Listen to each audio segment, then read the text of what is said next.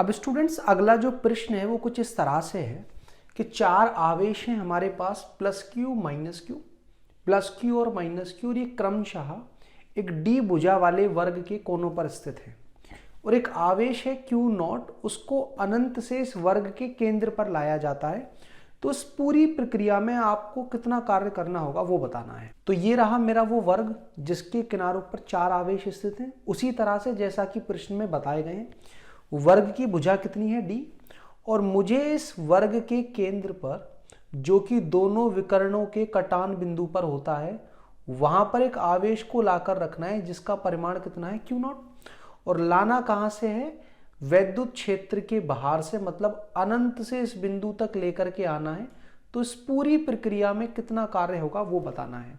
मैं आपको बता चुका हूं, अगर ये ना बताया जाए कि किन बलों के द्वारा कार्य आपको पता करना है तो आप उन बलों को बाह्य बल ही मानकर चलोगे। मतलब ये कार्य आपको किसके द्वारा पता करना है, बाह्य बलों के द्वारा किए गए कार्य को पता करना है। तो मैंने आपको एक परिभाषा बताई थी कि अगर आप किसी भी आवेश को बिंदु ए से बिंदु बी तक लेके जाते हो और उस प्रक्रिया में वैद्युत स्थैतिक बल जो भी कार्य करेंगे उसका जो ऋणात्मक मान है वो आपको दोनों स्थितियों के बीच में, अंतिम स्थिति जो कि बी है और प्रारंभिक स्थिति जो कि ए है, दोनों के बीच में स्थितिज ऊर्जा का अंतर देता है। और मैं साथ ही आपको ये बात भी बता चुका हूं कि अगर आप आवेश को इस तरह से लेकर के आ रहे हो कि प्रत्येक बिंदु पर वैद्युत स्थैतिक बल और बाह्य बल का मान भी बराबर है, तो जितना कार्य वैद्युत स्थैतिक बल करेंगे उतना ही बाह्य बल करेंगे, बस दोनों की जो प्रकृति है वो विपरीत होगी। इनका कार्य अगर ऋणात्मक है तो बाह्य बलों के द्वारा किया गया कार्य धनात्मक होगा उतना ही। फिर मैंने आपको वैद्युत स्थैतिक विभवांतर के बारे में बताया था कि जो भी ये वैद्युत स्थैतिक बल कार्य करेंगे आवेश को बिंदु ए से बी तक ले जाने में, उसका जो ऋणात्मक मान है उसको आप उसी आवेश से विभाजित कर दो जिसको कि आप इन दोनों बिंदुओं के बीच में लेकर के गए हो, तो आपको मिलेगा दोनों के बीच का विभवांतर, अंतिम स्थिति और प्रारंभिक स्थिति के बीच का विभवांतर। और फिर से आपको ये बात ध्यान रखनी है कि वैद्युत स्थैतिक बलों के द्वारा किया गया कार्य और बाह्य बलों के द्वारा किया गया कार्य बराबर होता है, बस उनकी प्रकृति कैसी होती है, विपरीत। तो बाह्य बलों के द्वारा किए गए कार्य को अगर आप उसी आवेश से विभाजित कर दो जिसको कि आप लेकर गए हो इन दोनों बिंदुओं के बीच में, तो आपको दोनों बिंदुओं के बीच का विभवांतर मिल जाएगा। यहां से अगर आप Q का गुणा इस वाले टर्म से कर दो VB माइनस VA से, तो आपका W एक्सटर्नल निकल आएगा A से B तक का, और साथ के साथ माइनस का WEB निकल आएगा A से B तक का। तो आप ये भी कह सकते हो कि ये वाला जो टर्म है वो साथ के साथ किसके बराबर होता है, Q ब्रैकेट में VB माइनस VA। तो ये चारों ही टर्म, पहला, दूसरा, तीसरा और चौथा, एक दूसरे के बराबर होते हैं। आप जरूरत के हिसाब से फॉर्मूला सेलेक्ट करें और कोई भी दो टर्म एक दूसरे के बराबर रखे जा सकते हैं। अब ये जो प्रश्न है इसमें हमसे पूछा क्या गया है, बाह्य बलों के द्वारा किया गया कार्य कहां से कहां तक जाना है, अनंत से केंद्र तक वर्ग के। तो मैं करूंगा क्या, अगर मुझे मान लो अनंत जो हमारी प्रारंभिक स्थिति है वहां पर वैद्युत स्थैतिक विभव का मान पता लग जाए, वर्ग के केंद्र पर वैद्युत स्थैतिक विभव का मान पता लग जाए, और वो आवेश बता ही रखा है जिसको हम इन दोनों बिंदुओं के बीच में लेकर के आ रहे हैं, तो हमारे कार्य का मान निकल आएगा। तो W एक्सटर्नल हमें पता करना है कहां से कहां तक, आवेश Q नॉट को अनंत से केंद्र C तक लाने में। तो हमें करना क्या है, आवेश जिसको लाया जा रहा है वो तो है Q नॉट, C के वैद्युत स्थैतिक विभव में से अनंत के वैद्युत स्थैतिक विभव को घटाना है, और अनंत पर तो वैद्युत स्थैतिक विभव का मान 0 होता है।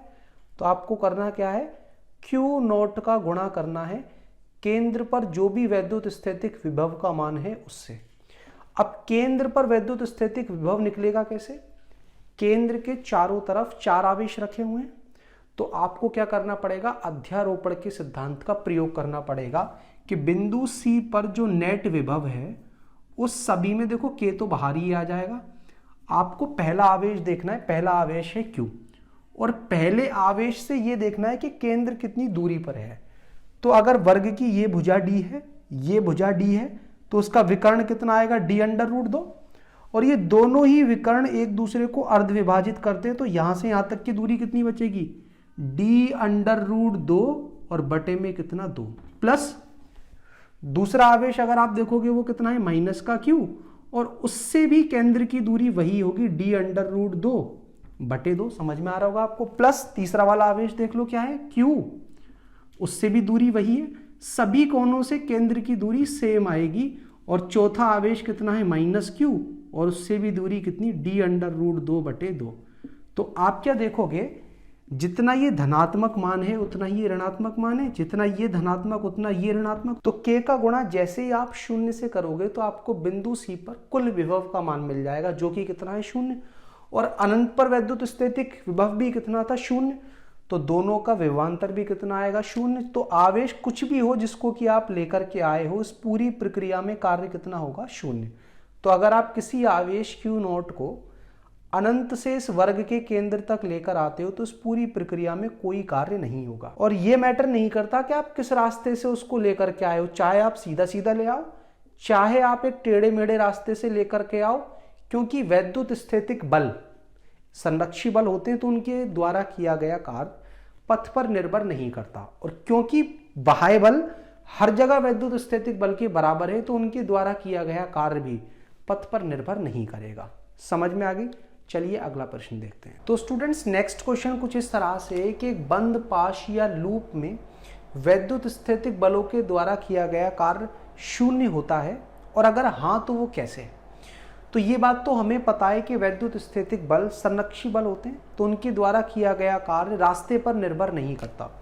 मान लीजिए किसी एक आवेश Q को मैं बिंदु A से कहाँ तक लेकर जाता हूँ, बिंदु B तक। तो बिंदु A से B तक ले जाने में मुझे ये पता करना है कि वैद्युत स्थितिक बलों ने कितना कार्य किया। तो मुझे ये बात पता है यहाँ से कि बिंदु A से B तक ले जाने में वैद्युत स्थितिक बल जो भी कार्य करेंगे उसका जो ऋणात्मक मान है वो किसके बराबर होगा, वो आवेश जिसको हम लेकर गए वो, और ब्रैकेट में क्या, अंतिम बिंदु का वैद्युत स्थितिक विभव माइनस प्रारंभिक बिंदु का वैद्युत स्थितिक विभव। और अगर आप यहां से ऋणात्मक चिन्ह हटा दो तो क्या आ जाएगा, Q, ब्रैकेट में क्या, VA माइनस VB। तो देखने वाली बात क्या है कि वैद्युत स्थितिक बल बिंदु A से B तक ले जाने में जो भी कार्य करेंगे आवेश Q को, वो किसके इक्वल होगा, आवेश Q और इनटू में क्या, प्रारंभिक बिंदु और अंतिम बिंदु के बीच का वैद्युत स्थितिक विभवांतर। अब अगर आप इसी आवेश को बिंदु B से कहां तक ले आते हो, A तक, वो आपकी इच्छा है कि आप किसी और रास्ते से लौटो या चाहो तो उसी रास्ते से लौटाओ। तो अगर आप B से A तक आए तब जो वैद्युत स्थितिक बल कार्य करेंगे वो क्या होगा, Q, ब्रैकेट में VB माइनस VA। आप देख सकते हो यहां से अगर मैं माइनस बाहर ले लूं तो क्या आ जाएगा, Q, ब्रैकेट में VA माइनस VB। तो आप देख पा रहे होगे जितना वैद्युत स्थितिक बलों ने A से B तक ले जाने में कार्य किया उतना ही B से A तक आने में कार्य किया। और अगर आपसे कुल कार्य पूछा जाए इस पूरी प्रक्रिया का तो आपको करना क्या है, A से B तक ले जाने में जो भी कार्य किया गया और B से A तक ले जाने में जो भी कार्य हुआ दोनों को जोड़ देना है। जितना ये धनात्मक कार्य है उतना ये ऋणात्मक कार्य है, तो कुल कार्य कितना हो जाएगा, 0। वजह क्या है कि वैद्युत स्थितिक बल संरक्षी बल होते हैं। आप इस काम को चाहो तो एक स्टेप में भी कर सकते थे कि आवेश को A से A पर ही लाया जा रहा है तो वैद्युत स्थितिक बलों के द्वारा किया गया कार्य A से A तक आने में या A से A तक किसी आवेश को पूरा चक्कर घुमाने में क्या होगा, Q, ब्रैकेट में VA माइनस VA, VA से VA काटोगे तब भी कितना आ जाएगा, 0 ही आएगा। समझ में आ गया होगा आप।